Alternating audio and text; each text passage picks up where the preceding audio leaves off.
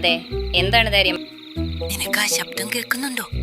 നമ്മുടെ യജമാനന്റെ വീട്ടിൽ കള്ളൻ കയറിയെന്ന് തോന്നുന്നു. വന്നെങ്കി വന്നോട്ടെ, അതിനെനിക്കെന്താ.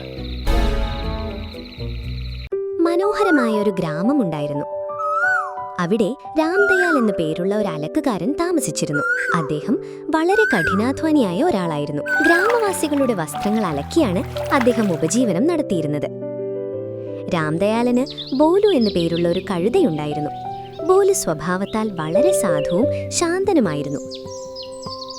അവൻ തന്റെ യജമാനൻ പറയുന്ന ഒരു കാര്യവും ഒരിക്കലും അനുസരിക്കാതിരുന്നിട്ടില്ല.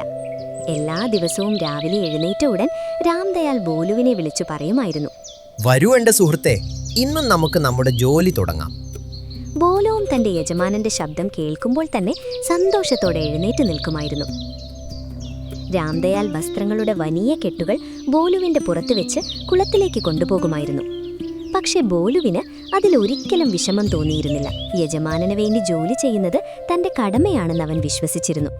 അതേ വീട്ടിൽ തന്നെ ഷീരു എന്നു പേരുള്ള ഒരു പട്ടിയുമുണ്ടായിരുന്നു.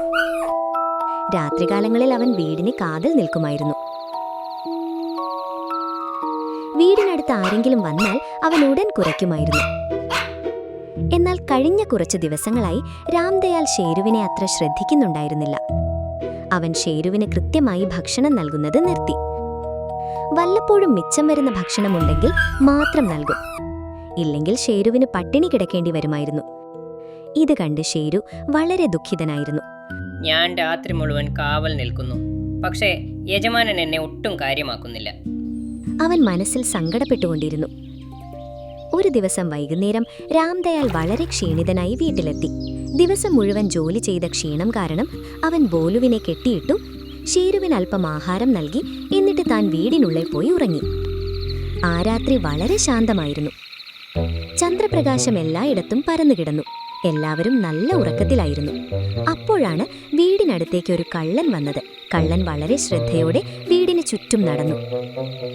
എല്ലാവരും ഉറങ്ങുകയാണെന്ന് കണ്ട് മെല്ലെ അകത്തേക്ക് കടന്നു. ബോലുവിന് എന്തോ ശബ്ദം കേട്ടു. ഓ ഷേരു, ഓയ്.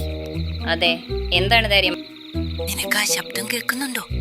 നമ്മുടെ യജമാനന്റെ വീട്ടിൽ കള്ളൻ കയറിയെന്ന് തോന്നുന്നു. വന്നെങ്കി വന്നോട്ടെ, അതിനെനിക്കെന്താ. ബോലു അത്ഭുതപ്പെട്ടുപോയി. നീ ഇതെന്താണ് പറയുന്നത് സഹോദര?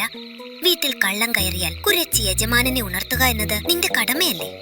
ഷേരു അല്പം ദേഷ്യത്തോടെ പറഞ്ഞു. സത്യമാണ്, പക്ഷേ എന്റെ കാഴ്ചപ്പാടിൽ യജമാനൻ തന്റെ ധർമ്മം പാലിക്കുന്നില്ല. അതുകൊണ്ട് എനിക്കും അദ്ദേഹത്തിന്റെ കാര്യത്തിൽ താല്പര്യമില്ല. അയ്യോ, നീ ഇതെന്താണ് പറയുന്നത്? ഇത്രയും നല്ല യജമാനെ കുറിച്ച് ഇങ്ങനെയൊക്കെ പറയാമോ? എന്ത് നല്ല യജമാനൻ! നീ എന്നും കുളക്കരയിലേക്ക് വസ്ത്രങ്ങൾ ചുമക്കുന്നു. നിന്റെ ജോലി അദ്ദേഹത്തിന് കാണാം. അതുകൊണ്ട് അദ്ദേഹം നിനക്ക് നന്നായി ഭക്ഷണം നൽകുന്നു. പക്ഷെ ഉറക്കം വെടിഞ്ഞ് ഞാൻ ചെയ്യുന്ന ഈ കാവൽ ജോലി അദ്ദേഹം കാണുന്നില്ല. അതുകൊണ്ട് വല്ലതും ബാക്കിയുണ്ടെങ്കിൽ മാത്രമേ എനിക്ക് എന്തെങ്കിലും കഴിക്കാൻ കിട്ടുന്നുള്ളൂ.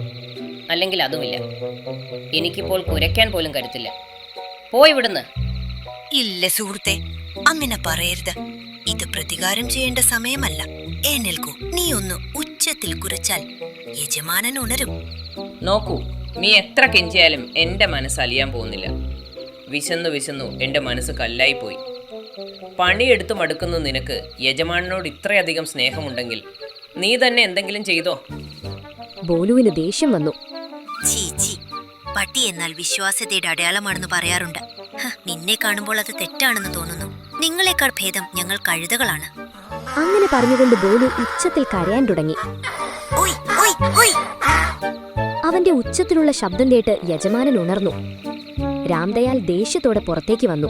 എടാ കഴുതേ, പകൽ മുഴുവൻ ഗ്രാമത്തിലെ വസ്ത്രങ്ങളെല്ലാം അലക്കി ഞാൻ ക്ഷീണിച്ചുറങ്ങുമ്പോൾ നീ എന്റെ ഉറക്കം നശിപ്പിക്കുകയാണോ? നിന്നെ ഇങ്ങനെ വിട്ടാൽ നീ ദിവസവും എന്റെ ഉറക്കം നശിപ്പിക്കും. രാംദയാൽ ബോലുവിനെ അടിക്കാൻ തുടങ്ങി. ബോലു ഒരുപാട് വേദനിച്ചു. അവൻ കരഞ്ഞു.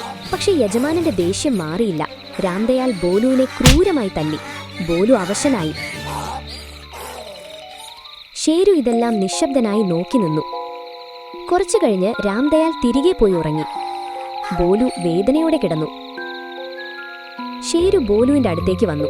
കണ്ടോ, ഓരോരുത്തരും അവരവരുടെ ജോലി ചെയ്യണമെന്ന് ഞാൻ പറഞ്ഞില്ലേ? സത്യമാണ് സഹോദര, ഞാൻ അമിതാവേശം കാണിച്ചു പോയി. ഷേരു മിണ്ടാതെ നിന്നു. രാത്രി കഴിഞ്ഞു. എന്നാൽ വേദന കാരണം ബോലുവിന് നടക്കാൻ പോലും കഴിയുമായിരുന്നില്ല. രാംദയാലിനും പിന്നീട് തന്റെ തെറ്റു മനസ്സിലായി. ഞാൻ എന്തിനാണ് ബോലുവിനെ തല്ലിയത്? അവനൊരു പക്ഷേ എന്നെ മുന്നറിയിപ്പ് നൽകാൻ വേണ്ടിയായിരിക്കാം കരഞ്ഞത്. എന്നാൽ ഷേരു ഇപ്പോഴും നിശബ്ദനായി ഇതെല്ലാം നോക്കി നിന്നു. ഓരോരുത്തരും തങ്ങൾ ചെയ്യേണ്ട ജോലി തന്നെ ചെയ്യണം. അമിതാവേശം കാണിച്ച് മറ്റൊരാൾ ചെയ്യേണ്ട ജോലി ചെയ്യാൻ പോയാൽ ഈ കഴുതയെപ്പോലെ അടി കിട്ടേണ്ടി വരും.